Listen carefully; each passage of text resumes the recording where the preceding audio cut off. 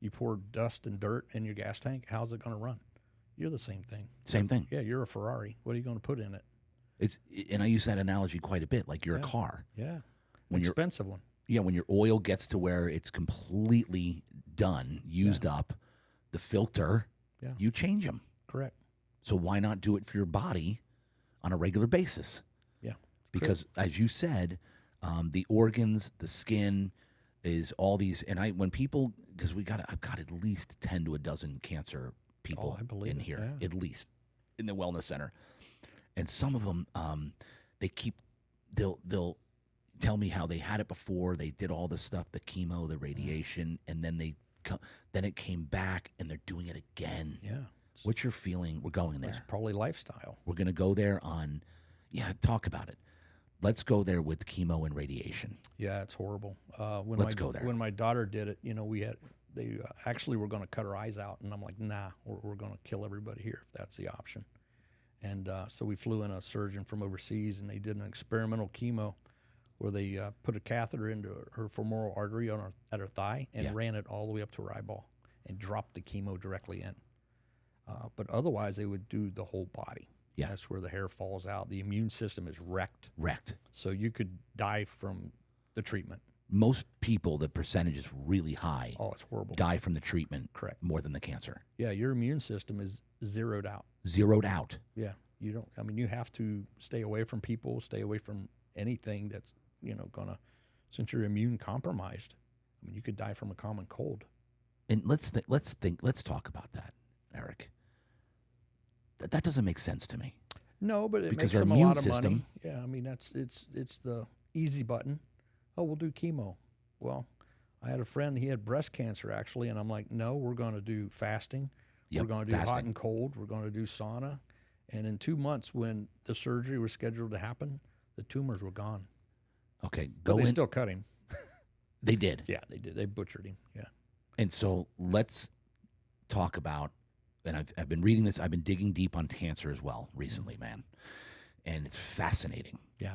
That a tumor is nothing more than the body protecting you because it brings all the bad cells to one spot to keep it away from the rest of your body. Correct, yeah. So when the doctor goes in to do the biopsy, they spread it. What happens? They go into that. Once you think of a capsule that's keeping you from getting more cancer, and they stab it to pull a chunk out. Yep. Now it's in your lymph system and your blood system. So they've spread it. I mean, everybody has cancer cells. They're constantly We all moving. have them. Yep. Yeah, you want to stop the log jam. And that's where a daily detox, you'll get rid of it, but you won't allow it to build up. And I think it's that simple. They'll argue with me at Sloan Kettering, I'm sure. Yeah. But I've seen it. And you look at the countries that have minimal cancer, they do a lot of fasting. Because people recently, I have people in my life getting cancer. Yeah. And I'm telling them the first thing that I would do, this for my family or me, is go on a fast. Correct. Yeah, most of the religious practices have a 30 to 40-day fast in it once a year. Right. Because it's healthy. Yes. If you go into a fast, it's going to eat all the sugars and everything out, but then it's going to start eating things that it doesn't need. Correct. And that's extra proteins or extra skin or anything that's not supposed to be there, pathogenic or cancerous. Yeah, fasting can, save your life quickly. You can pretty much wipe anything out when it comes to disease, including cancer, by fasting. Correct, yeah. What's it called? Autophagy? Yeah, it's autophagy where the body eats itself. Yep. But you got to create the condition, and you got to, hydrate with mineralized water, some kind of Celtic or Himalayan salt, to keep your minerals like up. Electrolytes of salt. Yeah, some type of salt. But I've had friends do it, and they've had incredible recoveries. Incredible. How long of a fast have they done? 20, 30 days. 20, 30 days. Yeah, if you're that sick, you don't care. No, exactly. You can go on water a long time. It's only sucky till day 3. Correct. But that's when you've killed, First 3 days killed all your parasites. The keto flu is actually so many things have died in your body that you haven't flushed out via one of these modalities that you get a headache because of over death that your body's dealing with, like Lyme. I had Lyme, and they used like nuclear antibiotics to kill this, but I couldn't expel it quick enough, so I had to start the sauna. I had to start the cold plunges. And that's how this started. So go into how it started for you. Like, where did you get on this crusade? crusade? Doctor in San Fran, he goes, dude, you've got like 20 years worth of Lyme. And I'm like, well, it's Lyme, you know? Yeah. But, you know, that's off of probably a bioweapon years ago released to make a lot of money for pharma, I would think. That's my guess, but, you know, whatever. But it wrecks your body. It wrecks your body. And the only ways to really kill it, you know, back in the day was mass antibiotics. But whatever you're killing in there, you have to flush it out of your body so you don't get sick. That's the keto flu. Yeah. You're typically killing parasites in you. And there's so many dead that your system's not getting them out of the body quick enough. So that's why you get flu-like symptoms. But you can mitigate that with cold plunging and sauna and compression and this and that. And keto flu is mock snicks. I love it. Yeah. And so explain keto flu. Like, what's keto? Well, ketogenic diet. Yeah. You know, you're cutting your carbs and sugars. Yep. Do you do keto at all? I do once in a while, yeah. I get lazy. I like my breads, but you do intermittent fasting regularly? I do, yeah. I usually eat dinner, yeah. That's it? Usually, with shakes. I'll do some protein shakes depending on what the workout schedule is. So how much are you intermittent fasting every day between meals? Between last meal and first meal? Oh, I'll wait till 3 o'clock. 3 p.m.? Yeah.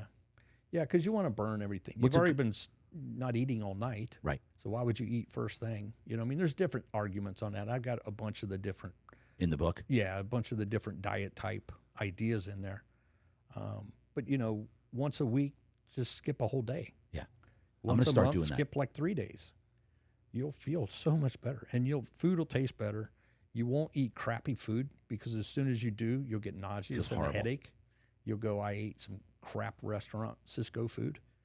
And it'll force you to eat clean because you'll feel better. You feel better. Obviously, no alcohol. I quit that years ago. Yeah, alcohol's a killer. Yeah, there's no plus to that. How bad is alcohol? Well, as soon as you take a drink, your liver quits doing everything. Correct. And your liver is like in charge of everything. Everything. So until that's cleaned out, your liver's, you know, got a single job. Get the poison out of your body. Yeah. And people are, I only have one a day. Great. That means every single day your liver is doing something besides processing, you know, toxins out of your body that are already there. Yeah. Yeah, it's moronic. It's moronic. Yeah. It basically, what happens, folks, is, let's go on this topic a little bit because a lot of people, I hear the same thing, man. Oh, yeah. Oh, I just need a couple at night just to take the edge off so I can sleep. Alcohol is literally poison. Yeah, that's why it's easy to get. Exactly. Yeah. And if you notice during COVID, everything else shut down, but the liquor stores did not. Yep, wide open. They allowed those to stay open. Yeah, anything that would help your immune system was closed. Yeah. Like the outside. Correct. Yeah. If you couldn't go to the beach, it's like, okay, now we've figured out this is fraud. Exactly. Yeah. Because one of the best things to stay healthy is the sun. Sun. I do it all the time. Because of vitamin D Correct. production in the body that happens when you're in the sun. And by the way, let's get into, I know you know about this, the using a sunscreen. How bad is sunscreen? Oh, yeah, never use it. Never use it. Don't use anything on your skin you wouldn't eat. It's simple. Yeah. Yeah, most of the high-end sunscreens have been quietly pulled off the market. Wow. Yeah. Coconut oil or some kind of, you know, real oil is all I use. That's it. Yeah. I mean, you can eat coconut oil all day. But you couldn't take a spoonful of whatever the brand is out of the grocery store. Yeah. Yeah, you get sick. Sick. Yeah, it's not good for you. And they're saying this, that the fact that sun can cause cancer, or like skin cancer, is a myth. Yeah. What actually is causing the cancer is the sunscreen. Correct. Yeah, correct. And you know, Dr. Cruz is always on the podcast harping on you know, the type of frequencies UV is. Our bodies were made for it. I mean, I harp on people that wear sunglasses. I'm like, how long have those been around? Yeah. You're your photoreceptors. Not a super genius in that, but it can't be good. And talk about UV.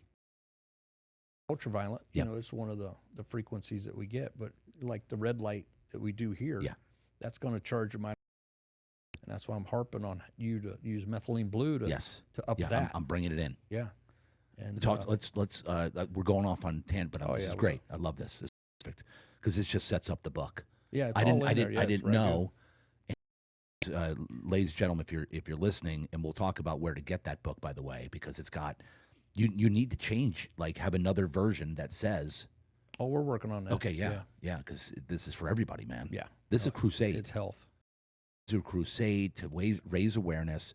and let people know that the body can naturally heal itself. Correct. We don't tell ourselves to heal from a cut. Correct. We let it happen. We let it happen. Yeah. Because it automatically happens. How does it do that? Correct. And how does the body get rid of toxins? How does the body fight off disease? How does the body do this? How do we increase mitochondria, the powerhouse of the cells? How do we increase ATP production? Yeah. The body can do it itself. How do we release serotonin, endorphins, norepinephrine? How do we do that? Well, folks, it's through extreme pressure, extreme heat, extreme cold, Yeah. low-level laser therapy, a.k.a. red light therapy, all of this. Yeah.